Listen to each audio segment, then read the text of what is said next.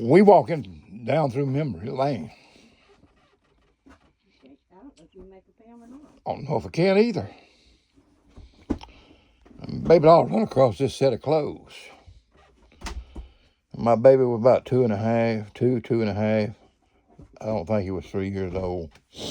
He fell at Mac Ray's department store beside the elevator and fell down from the top second floor to the bottom floor, which was about 25 foot. That's what they measured it. And landed on his head.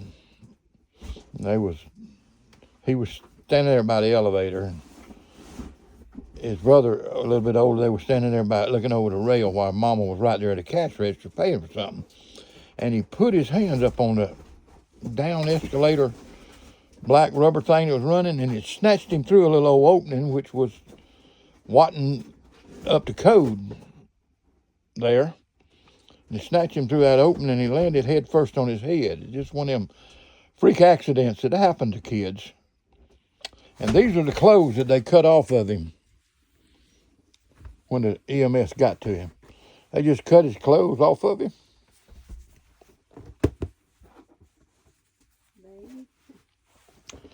And he was just out cold.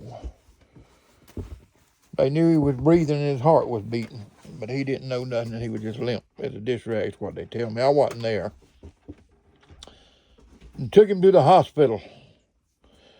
And she called. She couldn't. I didn't have no phone or nothing. This was before they had cell phones and all that kind of stuff. And I wasn't in the house. I wasn't around the phone.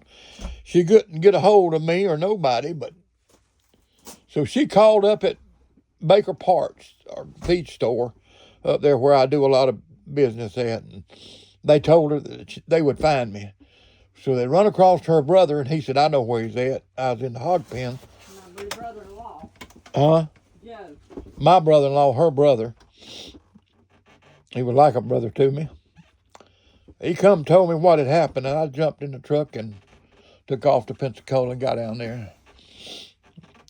When the neurosurgeon that was on his case come out and talked to us, he told us if we believed in God, knew God, we better pray, because he probably wouldn't be alive in the morning because his brain was going to swell up and kill him. So we began to pray,